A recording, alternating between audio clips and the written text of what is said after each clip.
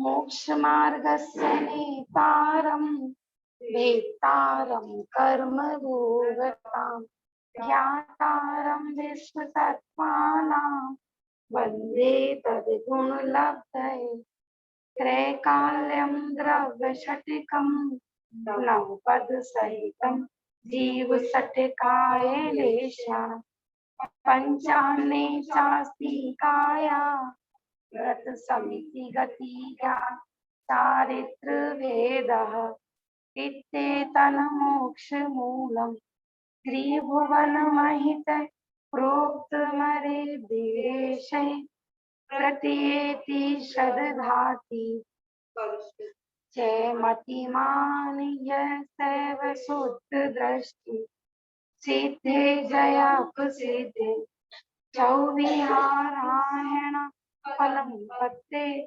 वंदितारे हंते मोक्षम आरायणा कंसो उज्जोवणमुज्जवणं नृपाहणं ताहणं चणे चरणं दंसणाण चरित्रं तवाण मारायणा गणिया।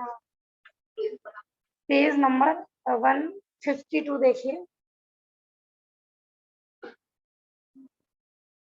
Page number 152।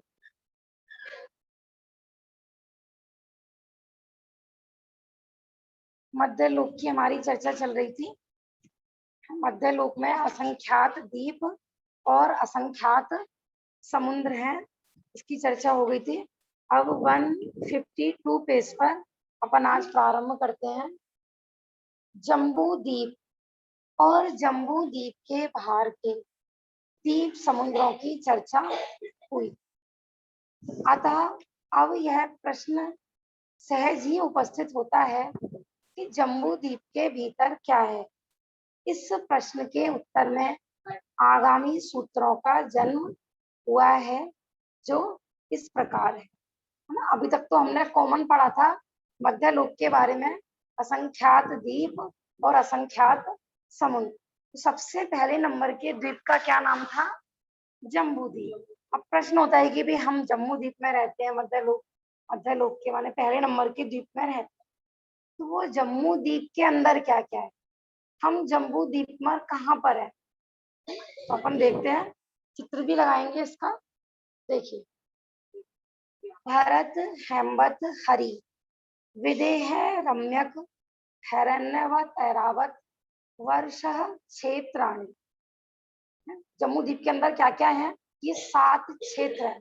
तो वर्षधर जो बोला जाता है ना, वर्षधर, तो क्षेत्रों को वर्ष बोला जाता है और पर्वतों को वर्षधर बोला जाता है। तो भरत हेमवत हरि विदेह रम्यक और हिरण्यवत और ऐरावत, पूरे जम्बू द्वीप में ये 7 क्षेत्र होते हैं। ठीक है ना। अभी बताएंगे कैसे कैसे, पहले अपन सूत्र का अर्थ देखते हैं। टोटल जैसे अपना भरत क्षेत्र है ना, तो इसके जैसे ही 7 क्षेत्र और है ना। जैसे हमारे यहाँ सबसे, हम भरत क्षेत्र में रहते हैं, ऐसे जम्मू द्वीप के दूसरे कोने में लास्ट में बिल्कुल यहीं के जैसा और यहीं की जैसी उसकी लंबाई चौड़ाई सारा ऐरावत क्षेत्र बिल्कुल सेम। वहां पर भी बिल्कुल ऐसे ही पंचम काल चल रहा है, जैसे हमारे यहाँ चल रहा है ना, वहां भी ऐसे ही चल रहा है सारा, बिल्कुल यहीं की जैसे रचना। जैसे यहाँ पर 24 तीर्थंकर होते हैं, तो ऐरावत में ही ऐसी हमारी तरह के 24 तीर्थंकर होते हैं। बाकी जो हेमवत हरि रम्यक और हिरण्यवत, ये होती है भोग भूमि, है ना। यहाँ पर भोग भूमि है। और विदेह क्षेत्र क्या है कि विदेह क्षेत्र में मूल में तो कर्म भूमि है, लेकिन वहां पर भोग भूमि भी है, वहां दोनों चीजें। तो अपन पढ़ेंगे अभी आगे। द्विभाजने पूर्वा परायता हिमवन महाहिमवन निषद नील रुक्मी शिखरणों वर्षधर पर्वता। वो कह रहे हैं कि ये 7 क्षेत्र कैसे बने। जिनवाणी ले लीजिए भाग, पेज नंबर 152 पेज है। हिटके दे दो बेटा, और रखी हो तो कहीं पे। तो 6 पर्वत, देखो एक हमने गोलाकार भरत क्षेत्र बनाया और उसमें हमने 6 पर्वत बनाए। 6 पर्वत होने के कारण डिवाइडेशन कितना होगा कि 7 क्षेत्र बनेंगे। तो यहाँ पर ये कह रहे हैं तद्विभाजन, माने उनको जो विभाजित करने वाले हैं पूर्वा प्रायता माने पूर्व से पश्चिम तक, पूरा इस तरीके से लंबाई में होते हैं। अभी अपन चित्र लगाएंगे, वैसे देखो बराबर में बना हुआ है, सब अपनी जिनवाणियों में देख सकते हैं। 153 पेज पर देखा हुआ है बेटा, तान्या पहले देखा हुआ है भरत क्षेत्र का सांची, इनको पढ़ाओ थोड़ा थोड़ा घर पे, आप क्या है थोड़ा थोड़ा बताया करो, तो आप लोग स्वयं लगे हुए हो, आपके यहाँ कोई रिलेटिव आए, आपके यहाँ कोई रहने आए, उनको भी बताया करो, जैन भूगोल पढ़ाया करो, ठीक है ना। आप तो इतना पढ़ चुके हो, अब कैसे है, क्योंकि एकदम आप ये वाला चित्र देखोगे तो कोई पहली बार देखेगा ना, उसको कुछ समझ में नहीं आएगा कि कितने सारी इसमें देखो खिचड़ी सी बनी हुई है ना। तो पहले पूरा एक गोल सर्कल बनाओ, फिर उसमें 6 पर्वत बनाओ, है ना। फिर बताओ पहले नंबर का भरत, फिर हेमवत, फिर हरि, फिर विधेय, फिर रम्यक, हिरण्यवत, ऐरावत, है ना। फिर उसमें कैसे क्षेत्र कौन सा है, पर्वत पर्वत कहाँ पर है, तो वहां ये कह रहे हैं कि 6 पर्वतों के कारण पूर्व से पश्चिम, है ना, 6 पर्वत होते हैं, हिमवन, महाहिमवन, निषद, नील, रुक्मी और शिखरणी, ये 6 पर्वत हैं। माने क्षेत्र को बोलते हैं वर्ष और पर्वतों को बोलते हैं वर्षधर। तो इन 6 के कारण वर्षधर पर्वतः, है ना। इन हाँ क्षेत्र को, हाँ, तो इन 6 पर्वतों के कारण 7 क्षेत्र बन जाते हैं। मैं भी बताऊंगी आपको, चित्र में ही समझाऊंगी, ठीक है ना। और आप इतना ना जैन भूगोल में कलर्ड चित्र भी देख सकते हो इसका। हेमार्जुन, तपनीय, वैडूर्य, रजत, हेममय, वो ये कह रहे हैं कि ये 6 पर्वत किस किस प्रकार के हैं, है? क्रम से, जैसे सबसे पहला है हिमवान, तो हिमवान पर्वत कैसा है कि सोने के जैसा उसका कलर, है ना। फिर है हिमवान निषद, हिमवान महाहिमवान, फिर चांदी जैसा, फिर तीसरे नंबर का तपाए हुए सोने जैसा, फिर वैड्यूर मणि जैसा, रजत माने होती है चांदी, फिर दोबारा चांदी जैसा, और हेम माने होता है सोना। तो इस तरीके से जो ये पर्वत है ना, तो इस तरह के कलर वाले हैं। देखो एक तो सोना ऐसी लाइट कलर का होता है, तपाया हुआ थोड़ा रेड पन पे होता है ना। एक खान में भी सोना होता है, और फिर उसको तपाने के बाद वो अलग निखार वाला होता है, हाँ, तपाए हुए सोने के समान। मणि विचित्र पार्श्वा ऊपरी मूले च तुल्य विस्तारा, वो कह रहे हैं कि इन पर्वतों के ना आजू बाजू में अगल बगल में है, क्या है कि मणियों से जड़े हुए हैं इनके, यानी पर्वत इस तरीके से पूर्व से पश्चिम फैले हुए हैं, इनके जो पार्श्व भाग हैं वो सारे मणियों से जड़ित है। पता है आपको, तो पूरे मध्य लोक क्या पूरे तीनों लोक में मूल में आप जो अकृत्रिम चैताल्य होते हैं, अकृत्रिम पर्वत आदि होते हैं, ये हीरे सोना चांदी इसी से खचित होते हैं सारा। सुमेरु पर्वत की तो पूरी जड़ में ही सोना वगैरह है, पूरा जो उसकी नींव है ना वो सब सोने आदि से ही बनी हुई है। इतना जहाँ पर लोग चाहते हैं उनको मिलता नहीं है, जहाँ पर होता है वहां पर उनकी कोई कीमत करने वाला है। और यहाँ पर आ जाए, यहाँ सोने चांदी के घर यदि बना ले कोई तो क्या होगा मंदिर में तो लोग छोड़ते नहीं, है ना। मंदिर में आप सोने की मूर्ति रख दो, चांदी की रख दो, या दरवाजे वगैरह लगा दो, तो चोरी होने का डर। तो जहाँ जय बेटा शांत हो जाए, जहाँ पर जैसे जीव होते हैं उनके पुण्य प्रमाण ही वस्तु उत्पन्न होती है, क्योंकि आजकल लोगों का इतना पुण्य नहीं है कि वो सोने चांदी के महल में रहे। प्रकृति की ऐसी व्यवस्था है, जैसे बेटा क्या करो ऐसे डिस्टर्ब हो रहा है, जैसे जैसे पुण्य घटता जाता है तो प्रकृति में भी ये सब वस्तुएं घटती जाती है। उन्हें अब तो आश्चर्य जैसा लगता है लोगों को कि सोने की नींव भी होती होगी क्या, चांदी की नींव। अब तो क्या करते हैं, सब मंदिर आदि बनते हैं ना, सोने की ईंट रखी जाती है, तो कैसी सोने की ईंट होती है वो, है छोटी सी नहीं पन्नी होती, चढ़ी हुई, पन्नी चढ़ी हुई। भाभी जी ना क्या करते हैं, ईंट होती है मिट्टी की, और उसमें क्या करते हैं वो जो पैकिंग पेपर होते हैं ना गोल्डन कलर के सिल्वर कलर के, भैया हो गई आपके 1100 की एक ईंट, हो गई भैया सोने की चांदी की। मैंने जैसा नकली का पुण्य हमने बांधा है ना, ऐसी नकली की ही वस्तुएं उपलब्ध होती हैं। कई बार ऐसे ये बच्चे बैठते हैं ना, जैसे दोपहर को जैसे ये फल खाने बैठता है, तो एक दो दिन जैसे आम वगैरह बना रहा, कुछ बना रहा, मानो खराब निकला, कहता है मम्मी जब भी आप मेरे लिए बना रहे हो खराब क्यों निकलता है? मैंने कहा सड़ा हुआ पुण्य बांधा है ना, कुछ सड़ी हुई चीजें मिल रही है खाने को। हाँ, नकली का। और बाहर से बिल्कुल वस्तु कैसे दिखेगी, टाइट बढ़िया सुंदर, और अंदर से तो मैं ना, हमने भी ऐसे ही भगवान की ना बनावटी भक्ति करी थी। बाहर से दिख रहे थे तो कितने बड़े भक्त हैं हम, और अंदर में समझ में आ रहा है? ये कोई ऐसा नहीं है कि ये कोई अतिशोक्ति लिख रखी है, होता है ऐसा रियल में। देवों के विमान आदि होते हैं, सब क्या होते हैं, हीरे रत्नों के उनके बने हुए होते हैं, उनके पूरे महल आदि, ऐसा है ना। भरत, हेमवत, हरि, विदेह, मिल गया बेटा, पेज नंबर 152 है। देखो अर्थ पढ़ रहे हैं नीचे से, इस 7 क्षेत्रों के नाम याद कर लो। भरत क्षेत्र में माने भरत, वो जम्मू द्वीप हो गया एक द्वीप का नाम, ठीक है ना। द्वीप किसे कहते हैं, माने जो चारों तरफ से समुद्र से घिरा हुआ हो उसको द्वीप कहते हैं। फिर उस द्वीप में 6 पर्वत है, हिमवन, महाहिमवन, निषद, नील, रुक्मी और शिखरी, है ना। इन 6 के कारण कितने क्षेत्र बन गए, 7। भरत, हेमवत, हरि, विदेह, रम्यक, हिरण्यवत और ऐरावत, ना 7 क्षेत्र हो गए। फिर ये 7 जो ये 6 पर्वत है वो किस किस तरह के, सोना, चांदी, पेज ही पलट गया मेरा हाथ से।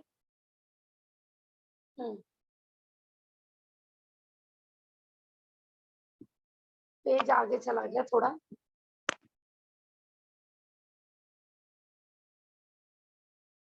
देखिए, वैडूर्य मणि, चांदी और सोना, माने जैसे पहले नंबर का 6 पर्वत है ना, पहला सोने जैसा, दूसरा चांदी जैसा, तीसरा तपाए हुए सोने जैसा, फिर चौथा वैडूर्य मणि जैसा, फिर चांदी जैसा, फिर सोने जैसा। इन में है, जैसा भी नहीं लगाना है ना? इन में ही है, माने सोने से ही बने हुए हैं, चांदी से ही बने हुए हैं, है ना। और उनके जो आजू बाजू में मैंने जो बगल का विस्तार बताया था, वो सब मणियों से, चित्र विचित्र प्रकार की मणियों से बने हुए हैं। तात्पर्य यह है कि ये पर्वत पर्वतों जैसे ऊबड़ खाबड़ नहीं है, अपितु दीवार जैसे ऊपर नीचे और भाभी मध्य जी, एक। इसमें तो लिखा है कि इनके समान रंग वाले हैं। देखो समान रंग वाले का मतलब यही है कि जैसे सोना भी कई प्रकार का बताया था ना, लेकिन मूल में इनमें सोना आदि भी होता है, ठीक है ना। समान रंग वाले का मतलब, लेकिन सोना इन में है लिखा हुआ है ना, मैं, ठीक है ना। आगे मैं आपको ना इनके चित्र भी दिखाऊंगी, इसमें सारा आया हुआ है। देखो, अपितु दीवालों जैसे ऊपर नीचे और मध्य में एक सी चौड़ाई वाले हैं और अनेक प्रकार की रंगीन मड़ियों से जड़े हुए हैं और सुशोभित है। देखो मैं इसका चित्र शेयर कर रही हूँ, आप अपने अपने अपने में देख लेना। एक बार ना फोटो से ही बता देती हूँ।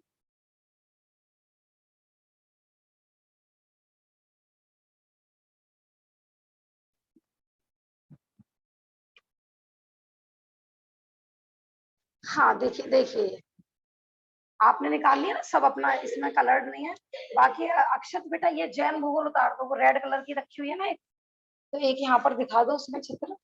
देखिए ये पूरा जम्मू द्वीप का फोटो बनाया हुआ है, इसको अपन बड़ा करके दिखाते हैं थोड़ा। तो कुछ सेंटर में बना हुआ है भरत क्षेत्र, माने जो ग्रीन ग्रीन शो कर रखा है वह है भरत क्षेत्र पूरा, जितना भी वो ग्रीन ग्रीन पार्ट दिखा रखा है। फिर उसके बाद जो थोड़ा केसरिया कलर का है, रेड कलर का है, वह है हिमवन पर्वत, एक क्षेत्र, पहले नंबर का क्षेत्र। अपने अपने में देखो, सब ध्यान से देखोगे ना तो समझ में आएगा। भाभी जी देखो नीचे से आता है ना, ठीक है ना। नीचे से इनको दिखाओ बेटा, नीचे से सबसे पहले नंबर का है भरत क्षेत्र, उसके ऊपर बना हुआ है हिमवान पर्वत, फिर उसके ऊपर बना हुआ है हेमवत क्षेत्र, माने ये ऐसा स्किन कलर जैसा जो दिखाया हुआ है ना, लाइट ब्राउन स्किन कलर वाला, तो हेमवत क्षेत्र। फिर उसके बाद फिर केसरिया कलर में शो कर रखा है माँ हिमवान पर्वत, है ना। फिर उसके बाद देखो हरी क्षेत्र लिखा हुआ है, माने ये स्किन कलर में। फिर उसके बाद है निषद पर्वत, ठीक है ना। फिर देखो सबसे बड़ा है विदेह क्षेत्र, जितना भी येलो येलो दिख रहा है ना पूरा, तान्या बेटा उसमें भी देख सकते हो उस वाले फोटो में। हाँ हाँ, ये पूरा जो येलो कलर का दे रखा है, क्योंकि भरत क्षेत्र से बड़ा हेमवत, फिर हेमवत से बड़ा हरि, ऐसे ये दूने दूने विस्तार वाले होते हैं। तो सबसे बड़ा है विदेह क्षेत्र। विदेह क्षेत्र अकेले में ही देखो 32 क्षेत्र बने हुए हैं, एक एक साइड में 8 हाथ बने हुए हैं, ध्यान से देखिए, ठीक है ना। हाँ, इसमें आपके वाले में शो नहीं कर रखा होगा, जूम वाले में। फिर नील पर्वत बना हुआ है केसरिया कलर में। फिर उसके बाद लिखा हुआ है रम्यक क्षेत्र। फिर रुक्मी पर्वत बना हुआ है। फिर हरण्यवत क्षेत्र स्किन कलर में, ठीक है ना। फिर शिखरी, और फिर उसके बाद है रावत क्षेत्र जो ग्रीन कलर में बना हुआ है। माने पहले नंबर का और अंतिम नंबर का बिल्कुल इक्वल उनकी लंबाई चौड़ाई है। माने भरत इधर से अपन भरत लें और दूसरी साइड से एरावत लें, फिर ऐसे ही एक साइड से अपन हेमवत लें और दूसरी साइड से हिरण्यवत लें। माने दो दो क्षेत्र समान है और बीच का विदेह क्षेत्र वो सबसे बड़ा है, ऐसा। जो हिमवल हेमवत सारे नाम पर ये क्षेत्र के नाम है, ये क्षेत्रों के नाम है। भारत साइड में रुक्मी और ये शिखरी, ये पर्वत के नाम है। हाँ।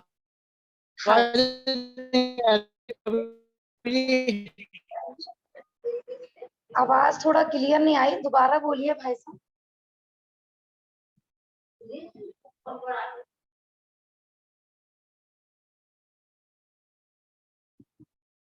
देखो अभी भी जूम पे किसी को नहीं समझ में आया हो तो मैं फिर ब्लैक बोर्ड शेयर करके उस पे सर्कल बना के बताऊं क्या, ये इसी चित्र में समझ में आ रहा है। कोई ऐसा तो नहीं है कि जिसको इस चित्र में समझ में नहीं आ रहा हो। आंटी जी एरा भाभी जी भरत क्षेत्र जम्बू वृक्ष कहाँ पर होगा? जम्बू वृक्ष, हाँ जम्बू वृक्ष, देखिए प्रश्न है जम्बू वृक्ष कहाँ पर होगा। तो जम्बू वृक्ष देखो जो यहाँ पर अपन जो ये बड़ा कर रहे हैं ना, देव कुरु और उत्तर कुरु, जो ये स्किन कलर का दिखाया हुआ है सुमेरु पर्वत के साइड में, तो यहाँ पर देव कुरु में जम्बू वृक्ष होता है। दो बनाए हुए हैं ना, देव कुरु और उत्तर कुरु। आएगा वैसे जम्बू वृक्ष का भी अपन फोटो वगैरह शेयर करेंगे। हाँ ठीक है ना, माने एक ही साइड में होता है वो, अकृत्रिम वृक्ष होता है। इसमें है क्या? इसमें नहीं है, लेकिन बस मैं ये पूछ रही थी, मैं ब्लैक बोर्ड शेयर करके अलग से सर्कल बना के बताएं क्या इसी चित्र से समझ में आ रही है रचना? आंटी जी थोड़ा सा और क्लियर कर दीजिए। ठीक है, मैं अभी बताती हूँ।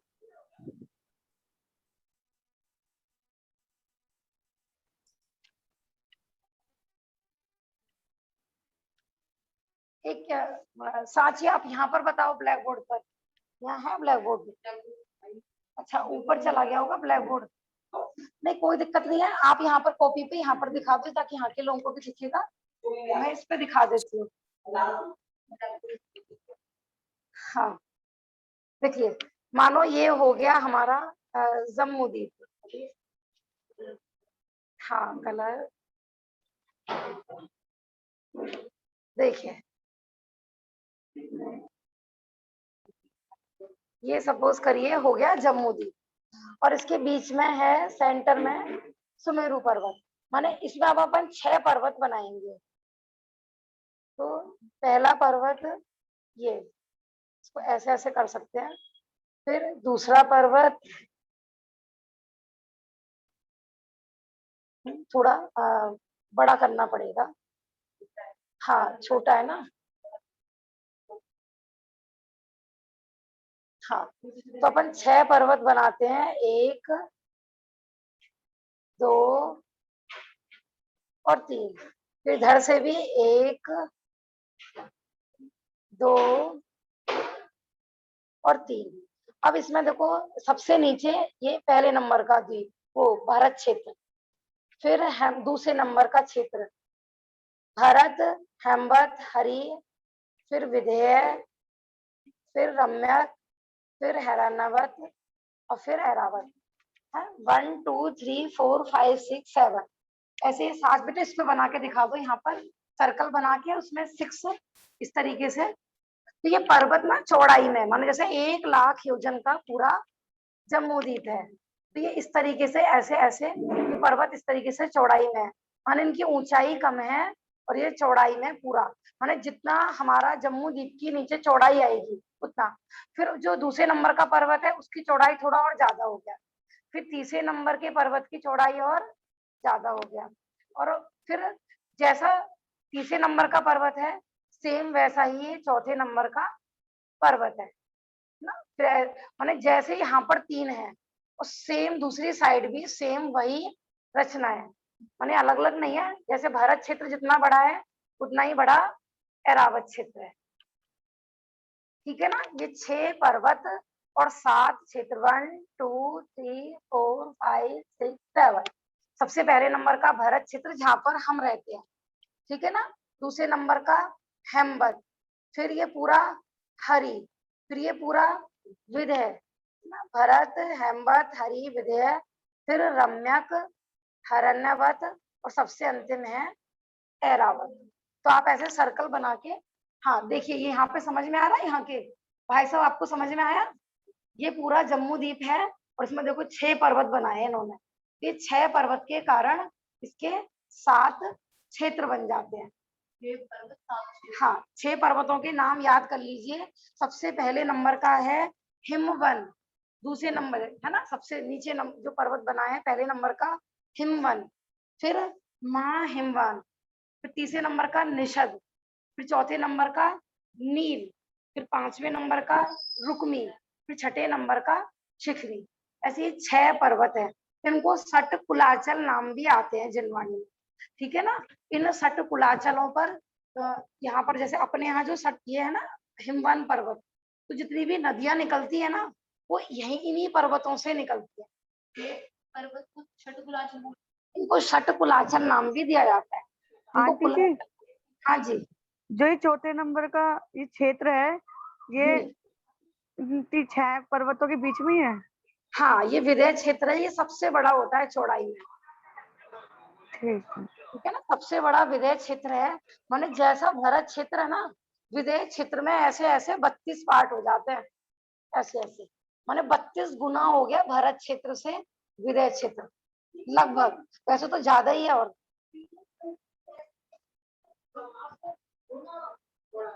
हाँ नहीं ऐसा है शायद इसका भाग है, मैं बताऊंगी इसका मतलब परसेंटेज भी निकाली हुई है तिल्लो पन्नति में अभी तो फिलहाल। 526 हाँ 526 सही 6/19।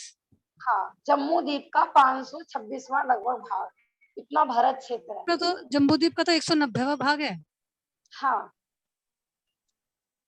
मैं बताती हूँ, इसी में लिखा हुआ है सारा आएगा वो, ठीक है ना। फिलहाल इतना समझ में आया क्या पूरा जम्बूद्वीप को, ठीक है। हाँ बेटा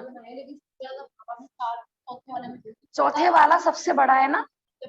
हाँ देखो जैसे हमने द्वीप समुद्र में करा था ना, लवण समुद्र 1 लाख योजन का, फिर उससे दुगना धातकी खंड, फिर उससे दुगना है ना, इस तरह से माने द्वीप समुद्र दुगने दुगने हैं सब। तो यहाँ पर भी ऐसा भरत क्षेत्र छोटा है, उससे बड़ा हेमवत, फिर हरि, फिर रम्यक, फिर विधेय। विधेय क्षेत्र पर्वत कौन सा है? हाँ विधेय क्षेत्र 2 पर्वतों के बीच में हो गया। पर्वत का नाम क्या है? पर्वत के नाम है हिमवान, महाहिमवान, निषद, नील, रुक्मी और शिखरी। विधेय क्षेत्र के दोनों साइड पर्वत आएगा, ठीक है ना। देखो मैंने एक बार बताया था ना अपने यहाँ जो सूरज चंद्रमा का उदय होता है ना इन्हीं पर्वतों के पीछे से होता है। अपन कहते हैं ना कि हाँ माने इन्हीं कुलाचलों के पीछे सूरज चांद छिप जाते हैं, यहीं से उदय होता है। जब अपन ज्योतिष देव की चर्चा करेंगे ना तब पढ़ेंगे। और डेली सेम जगह से नहीं उदय होता है सूरज से, आपने देखा होगा ना गर्मियों में बिल्कुल सर के ऊपर आ जाता है, माने उसकी भी अलग अलग गलियां होती हैं आकाश में, और उसका होता पूर्व दिशा से उदय, लेकिन पूर्व दिशा से बिल्कुल सेम पॉइंट से होता है ऐसा नहीं है, माने उसमें भी गैप आ जाता है ऐसा। अभी इस समय तो समझ लीजिए कि हमारे आसपास ही है सूरज, यानी अंदर की गलियों में। वहीं पे सूख जाता है फिर डाल हाँ के, दूध बहुत खाते हाँ। किसी चीज में घेर दूंगी। कह रहे हैं डिब्बा कहाँ का? अच्छा, इसमें रख दूंगी इसे ढक के, के माजा देने की। हाँ बताती हूँ, देखो मैं अभी चित्र में ही बताती हूँ, फोटो ही शेयर कर रही हूँ अभी। इसमें वो खोल रखा है ना जैन भूगोल आपने, इसमें देख लो बेटा, तानी आप अपने में देख लेना।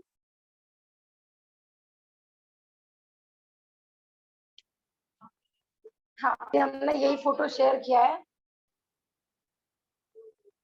देखिए। जैसे अपन सबसे नीचे से दिखा दो भाई, सबको दे दो, कोई बात नहीं। नानू बेटा एक जैन भूगोल और रखा है घर पर, उठा लाओ फटाफट, जाओ।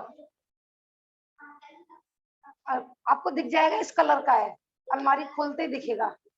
देखिए सबसे नीचे बना हुआ है जैसे भरत क्षेत्र। अब आप देखिए ग्रीन कलर का जितना भी पार्ट है, दिख रहा है ना भाई सब, ग्रीन कलर का वो पूरा टोटल भरत क्षेत्र है। और उसमें माने ग्रीन कलर 6 जगह दिखाई दे रहा है हमको। 3 मलेच्छ खंड लिखा हुआ है, 3 में, बीच वाले में आर्यखंड लिखा हुआ है, और आजू बाजू में भी बहुत संक्षिप्त माने बहुत सूक्ष्म लिखा हुआ है, वो भी आर्यखंड ही है। आपको फोटो नहीं मिला, एक ये वाला भी ले लो बेटा, इसमें भी है, पतवार सार में भी है, ठीक है ना। और भाभी हाँ, जी, हाँ जी, इसमें रेखा चित्र वाला जो 3 पतवार, मलेच्छ खंड कहाँ होते हैं भाई? 5 मलेच्छ खंड होती हैं। मलेच्छ खंड 5 नहीं, हाँ 5 होते हैं ना, इसमें लिखा 5 हुआ है। में, इसमें 3 ही आ रहे हैं ना, तो 2 और कहाँ है? 5 हाँ ही है भाभी जी, इसमें 5 ही आ रहे हैं। 5 ही है, आप ना थोड़ा जूम करके देखिए, देखो हाँ 5 ही तो आ रहे हैं। अब देखिए ध्यान से। हाँ बेटा एक और ले लो ऐसी किताब, देखो इसमें बना हुआ है जो तत्वार सूत्र है ना, चार्ट वाला, उसके भी पीछे बना हुआ है, यहाँ पर सब लोग उससे देख सकते हैं।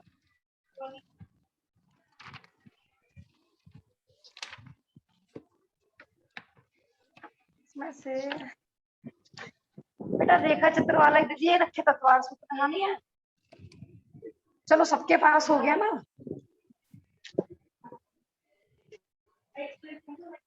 ये लीजिए आप इसमें देख लीजिए भाभी, ठीक है ना। हाँ देखिए भाई 5 है। हाँ 5 है ना, माने विजयात, हाँ विजयात पर्वत लिखा हुआ है ना, और ये सिंधु नदी, और ये लगी है कि नीचे नीचे वाले हैं, वो हैं 2 इस मलेच्छ खंड। और भरत क्षेत्र में ऊपर, भरत क्षेत्र के ऊपर बना हुआ है हिमवन पर्वत। हिमवत पर्वत के बीच है, में ग्रीन से रंग का है ना वो मलेच्छ सरोवर खंड। दिख रहा होगा, पद्म सरोवर। तो इस पदम। पद्म सरोवर से 2-2 नदियां निकलती हैं, दिख रही है ना सबको, क्या क्या नाम है नदियों के? गंगा सिंधु और नदी और गंगा नदी।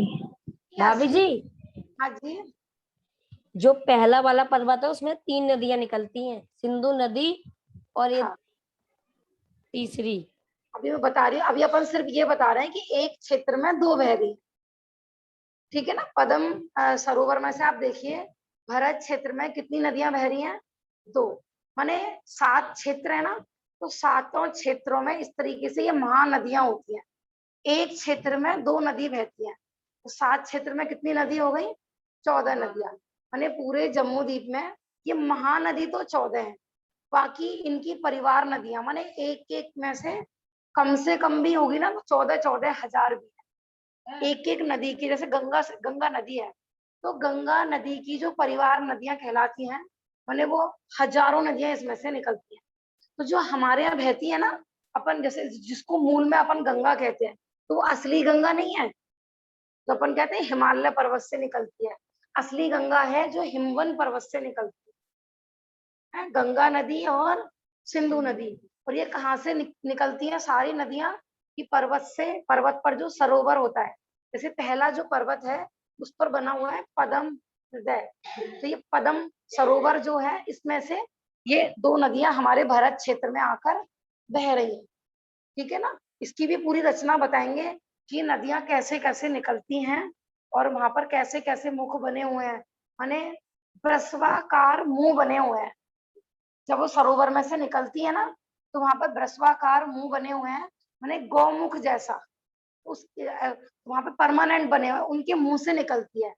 और फिर नीचे ना गंगा कुंड और सिंधु कुंड बने हुए हैं, तो सबसे पहले कुंड में गिरती है।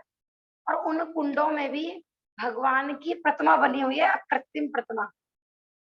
तो वो जो सबसे पहले जब धारा गिरती है ना, तो भगवान की प्रतिमा के ऊपर गिरती है।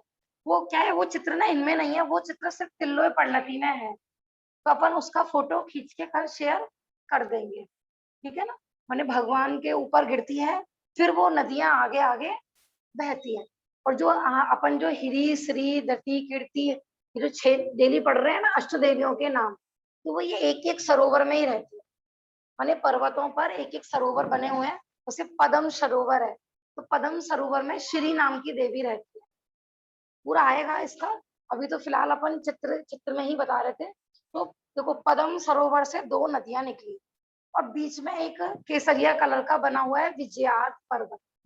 तो इस विजयात पर्वत और 2 नदी, इनके कारण भरत क्षेत्र के कितने पार्ट हो गए? 6, है ना। उसमें 5 है मलेच्छखंड और बीच में है आर्यखंड। देखो बड़ा करके देखो, इसमें सब लिखा हुआ है, एशिया, यूरोप, अफ्रीका, माने टोटल जिसको अपन वर्ल्ड बोलते हैं वो पूरा सब इसी के अंदर है, ठीक है ना। माने इसके भी ना बहुत छोटे पार्ट में, जिसको अपन पृथ्वी बोलते हैं ना, आजकल ग्लोब बोलते हैं, वो पूरा आर्यखंड नहीं है।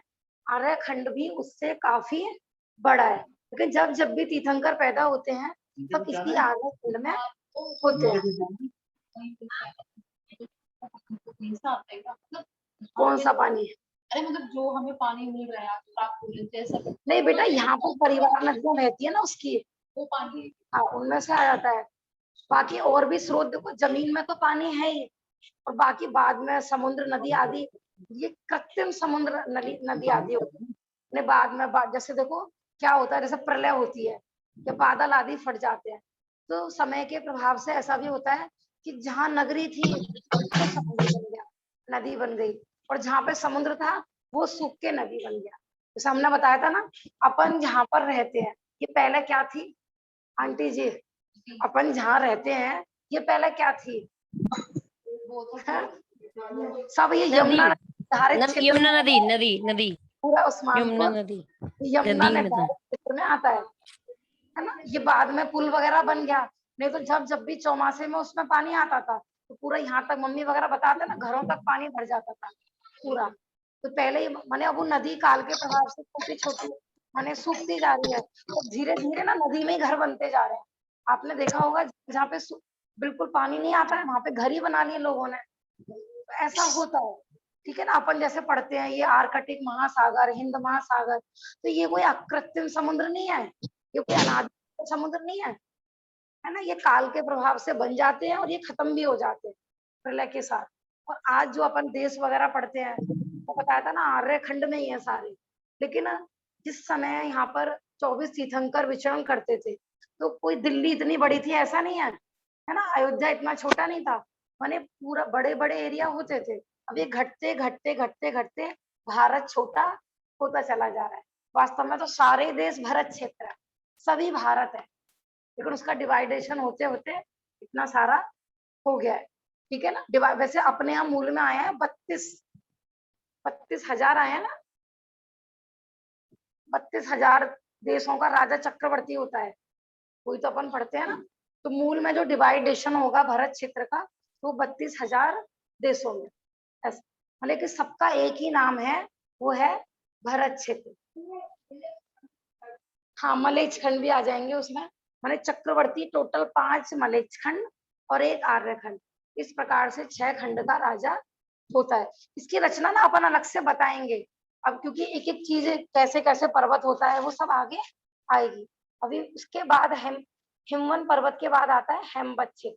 देखो भरत क्षेत्र में तो है कर्म भूमि, माने असी कृषि वाणिज्य, कमाओगे खेती करोगे, माने मेहनत करोगे तो ही खाने पीने को मिलेगा।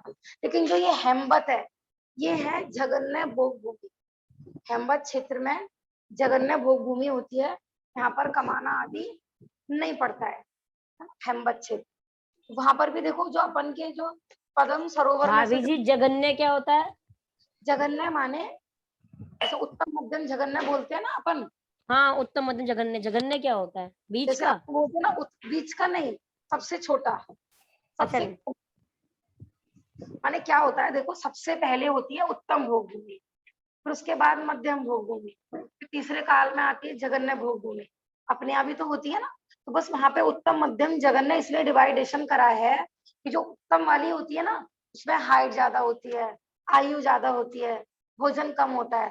फिर मध्यम वाली में हाइट घट जाती है, भोजन बढ़ जाता है, आयु भी थोड़ी घट जाती है।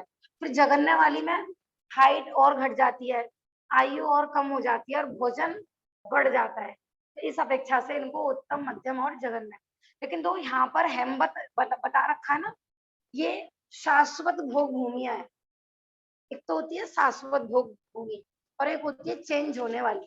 तो अपने यहाँ जब पहला दूसरा तीसरा काल था, पहले भोग भूमि थी और अब क्या हो गई, अब कर्म भूमि हो गई। लेकिन जो ये हेमवत क्षेत्र है, यहाँ पर काल का परिवर्तन नहीं होता है, यहाँ हमेशा ही भोग भूमि रही। भोग भूमि में क्या होते हैं, कल्प वृक्ष होते हैं 10 प्रकार के, ठीक है ना। आप जो भी पेड़ से मांगोगे वो सब मिलेगा। माने उत्तम देव शास्त्र गुरु के निमित्त दान आदि करने से जीव यहाँ पर जाते हैं, वहां पर उनको कुछ भी नहीं करना पड़ता। यहाँ पे पुण्य बांधा था ना, तो वहां पर उनका इतना फलीभूत होता है कि उनको पूरी जिंदगी वो खाली बैठ के खाते हैं। ये जगन्य भोग भूमि अर्थात तीसरा काल लगा सकते हैं क्या?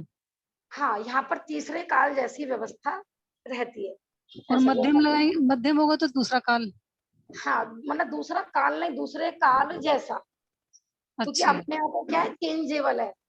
माने प्रारंभ में और अंत में डिफरेंस हो जाता है। जैसे अपने यहाँ जब दूसरे काल का प्रारंभ होगा और तीसरे तक पहुंचते पहुंचते उसमें घटता रहता है। लेकिन यहाँ पर हमेशा एक जैसा ही काल रहता है, यहाँ पर परिवर्तन नहीं होता है, ठीक है ना। फिर उसके भाभी बाद जी, हाँ भाभी जी, जी, ये जो षटकाल परिवर्तन है ये सिर्फ भरत क्षेत्र में भरत क्षेत्र के आर्यखंड में होता है। ये जो मलेच खंड है इनमें व्यवस्था क्या भोग भूमि जैसी बनी रहती है क्या? कहाँ पर, मलेच खंडों में। मलेच खंडों में, पांचों मलेच खंडों में। प्रश्न है कि काल परिवर्तन तो आर्य खंड में होता है, कि मलेच्छ खंड में कौन सा काल रहता है। मलेच्छ खंड में चौथे कालवत व्यवस्था रहती है। यद्यपि वहां पर देव शास्त्र गुरु नहीं होते हैं, लेकिन जैसे जब जब चौथे काल जैसा परिवर्तन होता है, जैसे हमारे यहाँ ना चौथे काल में प्रारंभ में भरत चक्रवर्ती कितनी हाइट वाले थे, तो जब भरत चक्रवर्ती यहाँ पर गए होंगे 6 खंडों को जीतने के लिए, तो वहां पर रानी आदि ना उन्हीं के समान हाइट वाली मिलेंगी। फिर दूसरे चक्रवर्ती गए तो घट गई हाइट वगैरह, आयु वगैरह। अब दूसरे चक्रवर्ती जब यहाँ के खंडों को जीतने जाएंगे ना, तो फिर उनके अनुकूल ही हाइट और आयु वाली वहां पर लोग मिलेंगे। हाँ, तो वहां पर चौथे काल जैसा ही घटना बढ़ना होता है। वहां पर भी रहता तो चौथा काल ही है, लेकिन जैसे ही अपने यहाँ चौथे काल के प्रारंभ और लास्ट में आते आते महावीर भगवान की हाइट कितनी रह गई थी, 7 हाथ। सिर्फ 7 हाथ, है ना। और प्रारंभ में थी 525 धनुष। तो मलेच्छ खंड में भी ऐसा ही है, लेकिन यहाँ पर चेंजिंग बस उसी समय होती है जब अपने यहाँ भरत क्षेत्र में चौथा काल होता है। अब प्रश्न है कि वहां पर इस समय क्या हो रहा होगा, माने इस समय वहां पर कौन सा काल चल रहा होगा। तो अपने यहाँ जब चौथे काल का अंत हुआ था, माने 5वां काल लगा था, तो वह चौथे काल के अंत तक रुक गया। अब वहां पर दोबारा चेंजिंग कब होगी, कि अपने यहाँ जब प्रथम तीर्थंकर होंगे, तो दोबारा से माने जब पहले चक्रवर्ती होंगे ना, तो दोबारा से वहां पर काल परिवर्तन प्रारंभ हो जाएगा। अभी फिलहाल मलेच्छ खंड में कोई भी काल परिवर्तन नहीं हो रहा है। तो पहले चक्रवर्ती होंगे तो उनकी हाइट कम होगी, अब आगे वाले की ज्यादा होगी, तो मलेच्छ खंड में उन्हीं के अकॉर्डिंग बढ़ती है। अभी तक तो घटते क्रम में थी, लेकिन अब जो आगे आने वाला काल आएगा उसमें बढ़ते हुए क्रम में होगी। और जब अंतिम चक्रवर्ती होंगे तो उनकी लगभग 500 करीब हाइट होगी। तो मलेच्छ खंड में भी उस समय 500 की एवरेज वाले ही हाइट वाले लोग पाए जाएंगे। इतना, बस इतना परिवर्तन होता है। ठीक है भाई साहब। अच्छा भाभी जी, ये जो विदय क्षेत्र में मलेच खंड होते हैं वहाँ पे कैसी व्यवस्था रहती होगी? हाँ, प्रश्न है विदेह क्षेत्र में मलेच्छ खंड होते हैं, वहां पर कैसी व्यवस्था होती है। वहां पर भी इसी तरह की व्यवस्था होती है। जैसे एक पहला विदेह क्षेत्र में हमने बताया 32 भरत क्षेत्र जैसे क्षेत्र होते हैं, 32। तो जैसी रचना हमारे यहाँ भरत क्षेत्र की है ना, 5 मलेच्छखंड और 1 आर्यखंड। तो ये क्षेत्र में एक एक, जैसे यहाँ पर लिखा हुआ है कच्छा नाम का देश, सुकच्छा नाम का, महाकच्छा, कच्छावती, तो वहां एक एक में ना 6 खंड, एक एक में, माने वहां पर पूरा जैसे बिल्कुल सेम भर, क्योंकि इसलिए तो हर क्षेत्र के अलग अलग तीर्थंकर भी वहां पर हो सकते हैं। और जितना अपने यहाँ भारत से हेमवत में जाने में गैप है ना, तो ऐसे ही वहां पर भी एक देश से दूसरे देश में जाने में गैपिंग होती है, माने एक क्षेत्र के तीर्थंकर चक्रवर्ती आदि दूसरे क्षेत्र में नहीं जाते हैं। तो वहां पर भी बिल्कुल सेम व्यवस्था है जैसे अपने यहाँ होती है। वहां तो देखो आज भी चक्रवर्ती आदि पाए जाते हैं, तीर्थंकर हमेशा विद्यमान रहते हैं ना, तो वहां पर सलाका पुरुष भी हमेशा विद्यमान रहते हैं, नारायण, पति नारायण, चक्रवर्ती, लेकिन सारे ही इकट्ठे हो ऐसा भी नहीं है। जैसे कभी चक्रवर्ती हैं तो नारायण पति नारायण नहीं है, या फिर नारायण पति नारायण है तो चक्रवर्ती नहीं है। इस तरीके से बिल्कुल सेम व्यवस्था वहां पर होती है। हाँ हाँ, भरत क्षेत्र जैसा मतलब ये है कि वहां पर सिर्फ चौथा काल ही रहता है, ठीक है ना। बस हम डिवाइडेशन की अपेक्षा बता रहे थे कि या वहां पर भी इसी तरह से 6 खंड होते हैं, वहां पर भी विजयात पर्वत होते हैं। और देखो एक जम्मू द्वीप में लगभग 34 विजयात पर्वत हो गए, 32 तो विदेश क्षेत्र में, 32 विजयात पर्वत, एक भारत क्षेत्र में विजयात पर्वत और एक सेम ऐरावत क्षेत्र में, है ना। तो एक में हो गए 34, तो पांचों विदेह के मिला के माने पूरे 2.5 द्वीप में कितने हो गए, फिर लगभग 170 ही बैठेंगे, है ना। तो इतने विजयात पर्वत, ऐसी जैसे अपने यहाँ होता है शिखर जी, शाश्वत निर्माण भूमि, ऐसी हर क्षेत्र में शाश्वत निर्माण भूमि होती है। तो 170 ही ऐसी शाश्वत भूमि होती है। जैसे अपन बोलते हैं ना शाश्वत तीर्थराज समेत शिखर, तो वहां पर नाम भले ही दूसरा हो सकता है, लेकिन 170 समेत शिखर जैसे होते हैं, 170 अयोध्या नगरी जैसी होती है, जहाँ पर तीर्थंकरों के जन्म होते हैं। माने एक जम्मू द्वीप में होंगी लेकिन 34 विजयात पर्वत, 34 शाश्वत शिखर और 34 ही जन्म भूमि, ऐसा नहीं। वो तो रिद्धिधारी तो जा सकते हैं एक क्षेत्र से दूसरे क्षेत्र में, सबकी अलग अलग पूरी व्यवस्था है, सिर्फ रिद्धि। हाँ, जैसे इस समय ना 4 नगरियों में, जैसे सीमंद वो है अपने जम्मू द्वीप में 4 तीर्थंकर विराजमान है आज भी, है ना, सीमंदर जी, युगमंदर जी, बाऊ जी और सुभाऊ जी। तो अभी वो एक दूसरे से मिलेंगे नहीं कभी भी, हाँ, माने इतनी दूरी है और वहां के लोग दूसरी जगह नहीं जाएंगे, माने जो जहाँ पर है ना वहीं रहते हैं। हाँ, बिहार करेगा, लेकिन वो उसी 6 खंड में, और 6 खंड में भी क्या, मलेच्छ खंड में तो जाता नहीं समवसरण, मलेच्छ खंड में समवसरण का विहार नहीं होता है, सिर्फ आर्य खंड में ही समवसरण का विहार होता है, ठीक है ना। तो जैसे सीमंदर भगवान है, तो उनका समवसरण भी आज विहार कर रहा होगा, तो बस वो जहाँ के क्षेत्र में है वहीं के आर्य खंड में, ऐसा, ठीक है ना। हाँ, है ना, जैसे हिमान पर्वत पर एक और सरोवर बना हुआ है महापद्म, इसी तरीके से फिर हरि क्षेत्र है, देखो ये लिखा हुआ है जगन्य भोग भूमि हेमवत क्षेत्र, फिर हरि क्षेत्र में है मध्यम भोग भूमि, और विदेह क्षेत्र में है, विदेह क्षेत्र के देवकुरु और उत्तर कुरु, यहाँ पर है उत्कृष्ट भोग भूमि। फिर विदेह क्षेत्र के बाद फिर घटते क्रम में ये चालू हो गए, फिर वापस रम्य क्षेत्र, फिर रुक्मी पर्वत, फिर हैरण्यवत क्षेत्र, फिर शिखरी पर्वत और फिर ऐरावत क्षेत्र। ऐरावत क्षेत्र में तो सेम व्यवस्था बिल्कुल यहीं की जैसी है, जैसा जैसा काल भरत क्षेत्र में चल रहा है ऐसा ऐसा सेम काल ही ऐरावत क्षेत्र में चल रहा है, ठीक है ना। इस प्रकार के 5 भरत होते हैं और 5 ऐरावत होते हैं। अभी सिर्फ हमने एक द्वीप संबंधी देखा है, यहाँ पर हम रहते हैं, ठीक है ना। बाकी जो आएंगे धातकी खंड और पुष्करवत, वहां पर ये सारी रचना में डबल डबल होगी, है ना, एक पूरब में और एक पश्चिम में, इस तरीके से। टाइम हो गया, बाकी अपन कल देख लेंगे, ठीक है ना। और बाकी जिनके जो भी प्रश्न हो ना भेज सकते हैं। और कोई वैसे आप ना YouTube पर भी मध्यलोक की रचना संबंधी 1-2 वीडियो देख सकते हैं, ताकि और उनकी भावभासना हो जाए।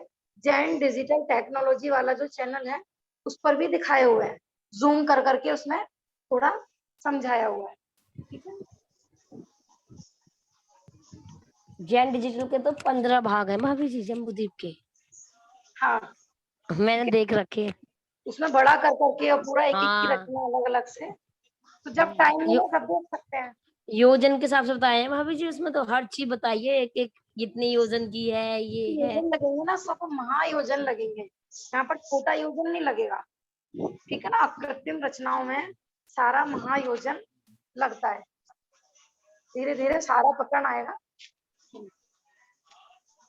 निज निधि निज ने बताई, यह अनंत उपकार, उसके लिए जिन वाणी माँ वंदे ना सत, नमो अरहंता नमो सिद्धाणं नमो आयर्याणं नमो वज्रायाणं नमो गोवी सत्यसा। बोलो जिनवाणी माता की जय हो, महान जैन धर्म की जय। सब लोग ना इसको ड्रॉ करके भी देख सकते हैं, तो और अच्छे से समझ में आएगा। घर पे आप पे टाइम हो तो किसी पेज पर ना ड्रॉ करके समझेंगे ना तो और अच्छा लगेगा। जय जिनेंद्र। जय जिनेंद्र भाभी।